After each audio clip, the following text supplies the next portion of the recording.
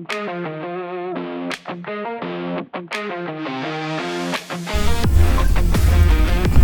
salut, dans cette phase de formation on va implanter un escalier hélicoïdal et dans cette formation vous devez apprendre comment modéliser un escalier hélicoïdal, comment implanter de l'implantation jusqu'à la vérification.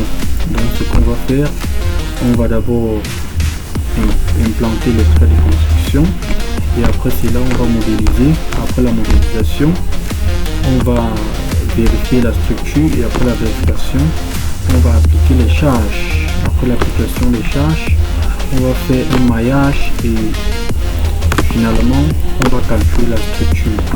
C'est parti. Tout commence par les lignes de construction. En X on peut répéter 2 fois un espacement de 1 mètre. D'accord, et on ajoute. En Y on peut répéter aussi 2 fois un espacement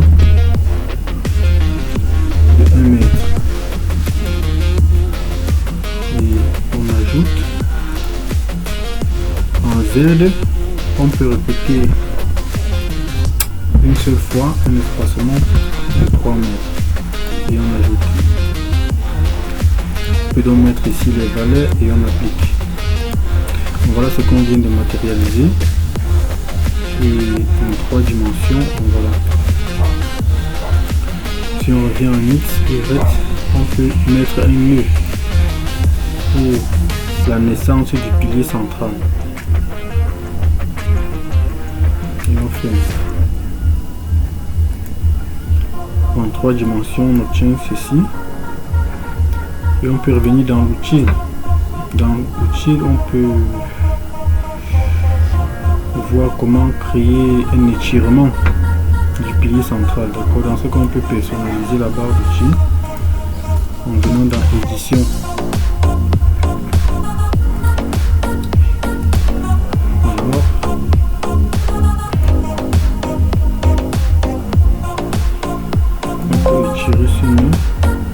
Aucune sélection exigée pour cette opération n'a été effectuée. Voulez-vous effectuer cette opération pour la structure entière? Non. On peut fermer et on recommence. Étirer jusqu'en haut.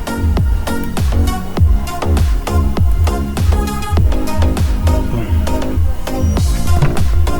Lorsqu'on a étiré, on peut voir la section en venant sur le croquis. On a une section rectangulaire, on peut modifier en revenant dans la section. On n'a pas de section circulaire, on peut créer une nouvelle section. D'accord. On peut créer en revenant ici. On peut laisser un diamètre de 30 cm et de 30.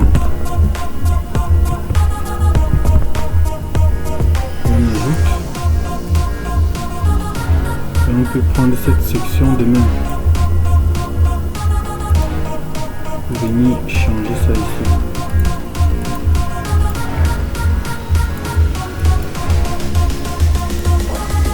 On va revérifier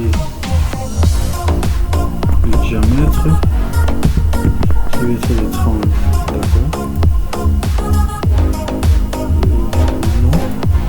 On peut changer de nom. D30. D'accord, on ajoute.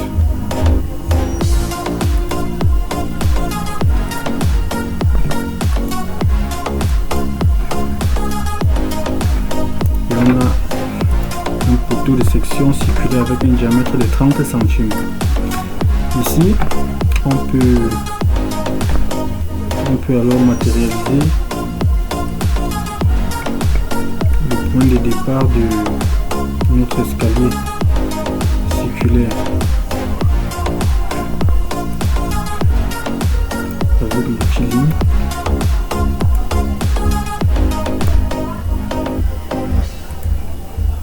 C'est fait.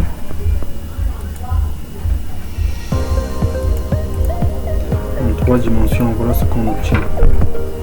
On peut donc faire router cette ligne autour de notre pilier central.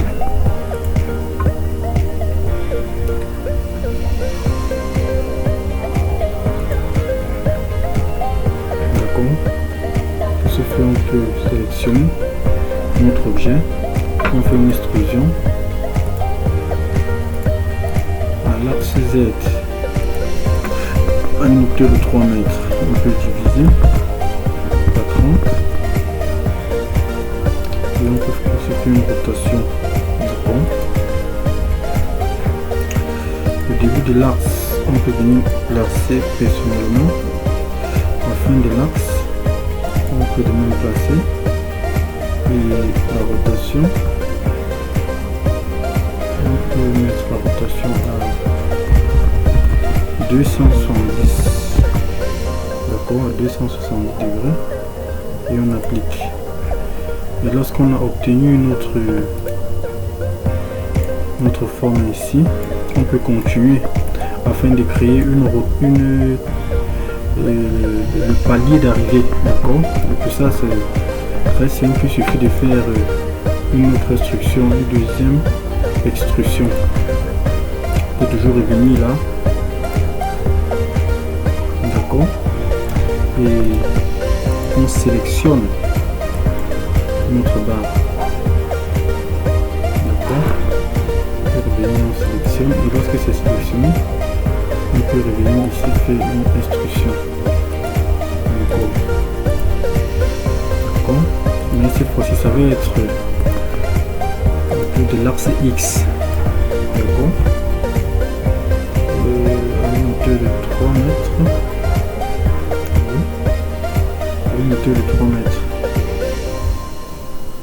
La hauteur exige peu, à une longueur de 1 mètre, la division de 1 mètre, d'accord, et on applique.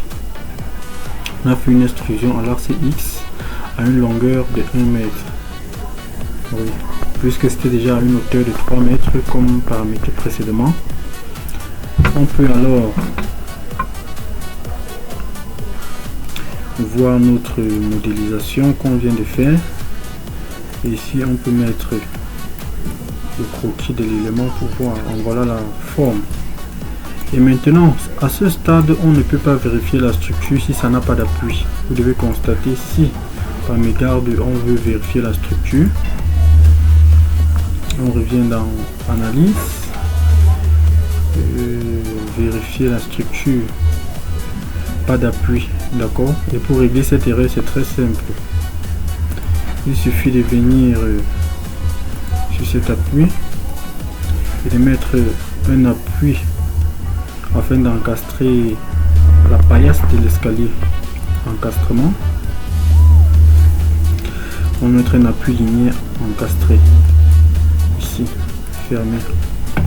Et si on vérifie la structure, voilà, nombre d'erreurs 0, nombre d'avertissement 0. Alors, on peut continuer.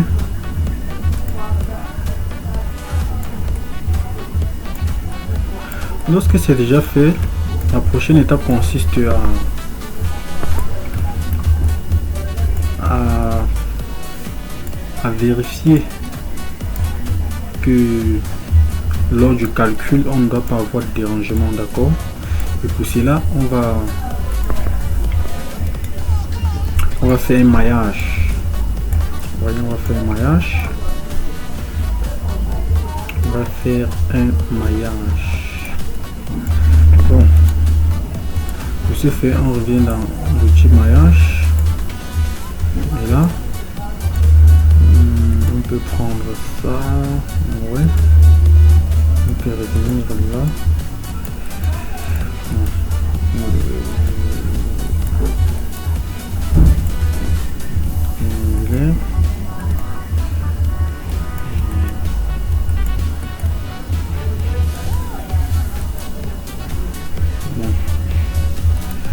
Ok, on peut sélectionner cet outil. Ok, on applique un maillage, d'accord.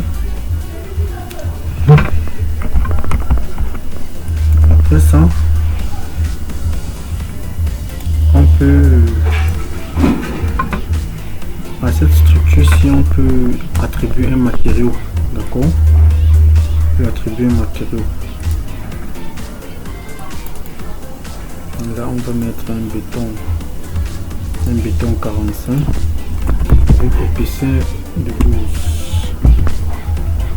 Non. Épaisseur de 12.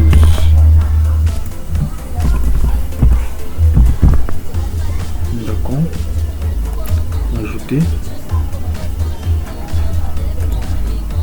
On peut donc revenir ici et on applique. Voilà. Le résultat, vérifier la structure. Nombre de raies 0, nombre d'avertissement 0. Là, on peut alors appliquer les charges. Vous voyez, c'est très simple et très pratique. D'accord. Pour appliquer les charges, c'est très simple. On peut revenir. On définit d'abord les cas de charge. Notre première charge, ça va être une charge permanente. D'accord. Charge permanente. Oui, on va définir une deuxième charge. Oui. On peut mettre ça exploitation. Exploitation 2. D'exploitation. D'accord. Et on ajoute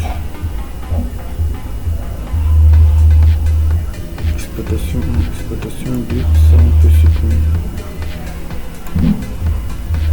On a une charge permanente pour le poids propre et on a une charge d'exploitation. D'accord. Et là, je pense que c'est bon. N'oubliez pas surtout de vous abonner pour avoir plus de vidéos de ce genre. Alors, lorsqu'on a déjà défini le cas de charge, on peut venir les appliquer. Ce sont des charges surfaciques. On peut venir la charge de poids propre, on peut mettre 1, moins 1, d'accord, puisque le sens est opposé. Moins 1. Et ça va être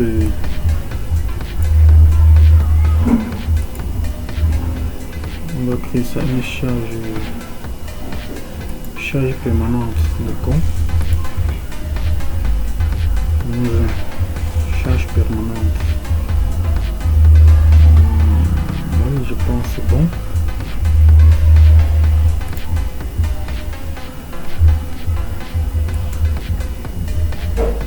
Oui. Maintenant on peut revenir pour la charge d'exploitation. D'accord. Toujours une charge surfacique. Charge surfacique, on peut mettre toujours moins 2.5. La charge d'exploitation, moins 2. Oh, moins 3. Moins 3, d'accord. Moins 3. Ajouter. Une charge surfacique. D'accord. On peut ajouter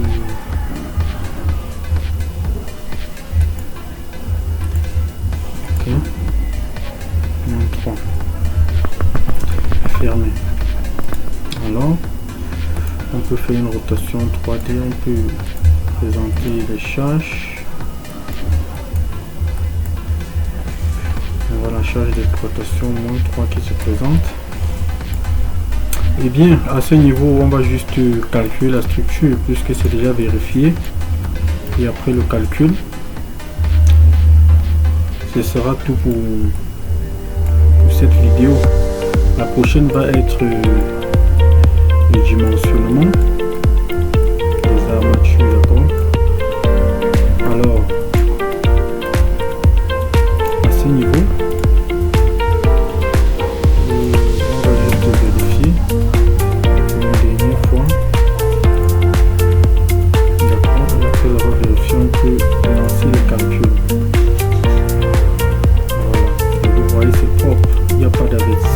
et l'état MEF actuel. Ce point vert et avec la présentation d'un calcul sans faille. En effet, c'est ça. La modélisation d'un escalier hélicoïdal. Voilà le modèle de calcul. C'est comme ça que ça se présente. Alors les amis, n'oubliez surtout pas de vous abonner et surtout de liker. Si vous avez des difficultés, laissez en commentaire et on va voir comment vous répondre ou comment régler ça. La prochaine vidéo, on va procéder à un calcul de structure sur un bâtiment R+2. Abonnez-vous et n'oubliez pas surtout de liker. Merci.